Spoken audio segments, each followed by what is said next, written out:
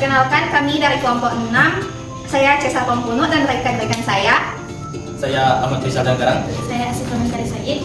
Yang pada kesempatan kali ini kami akan mempresentasikan terkait proyek kami, yaitu percobaan sederhana pesawat sederhana jenis tuas atau pengukir. Nah, percobaan ini bertujuan untuk memahami prinsip kerja pesawat sederhana jenis tuas. Secara khusus, percobaan pertama bertujuan untuk mengetahui hubungan antara besar beban dengan jumlah beban yang digunakan. Kemudian untuk percobaan kedua akan bertujuan untuk mengetahui pengaruh panjang lengan tuas terhadap besar beban yang dapat diangkat.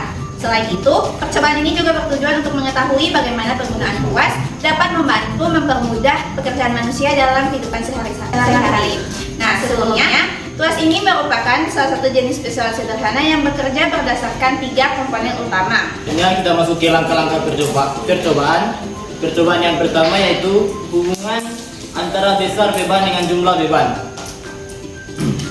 Yang pertama, siapkan alat dan bahan yang diperlukan, yaitu mistar sebagai tuas, stabilo sebagai titik tumpu, dan logam sebagai beban. Yang kedua, letakkan stabilo di atas meja sebagai titik tumpu. Yang ketiga, letakkan mistar di atas stabilo sehingga mistar dapat bergerak seperti tuas. Yang keempat, letakkan satu buah logam pada salah satu ujung mistar sebagai beban.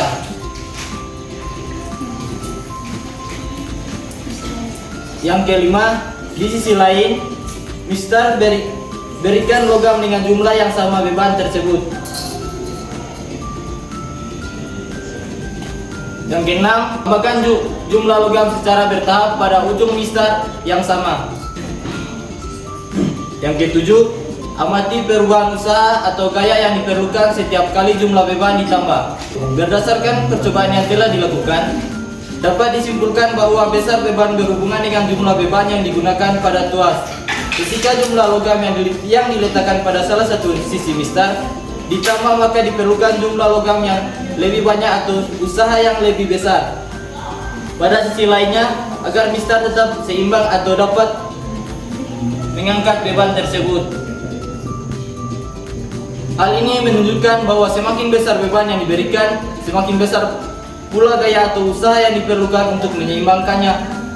Dengan demikian, percobaan ini membuktikan bahwa pada sistem tuas terdapat hubungan antara besar beban dan gaya yang diperlukan untuk mengangkat atau menyeimbangkannya.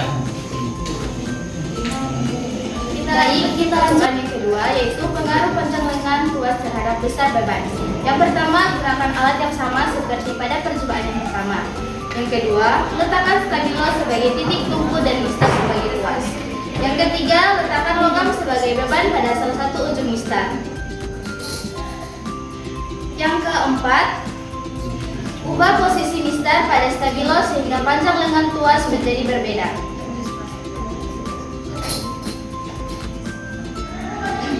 Yang kelima, letakkan satu buah logam pada salah satu ujung mistar.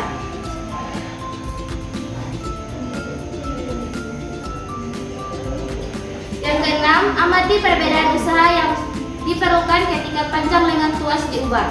Berdasarkan percobaan yang telah dilakukan, dapat disimpulkan bahwa panjang lengan tuas mempengaruhi besar usaha yang diperlukan untuk mengangkat atau menyeimbangkan beban. Nah, ketika posisi titik tumpu diubah sehingga lengan kuasa menjadi lebih panjang, maka usaha yang diperlukan untuk mengangkat beban menjadi lebih kecil. Sebaliknya, jika lengan kuasanya lebih pendek, maka usaha yang diperlukan akan menjadi besar.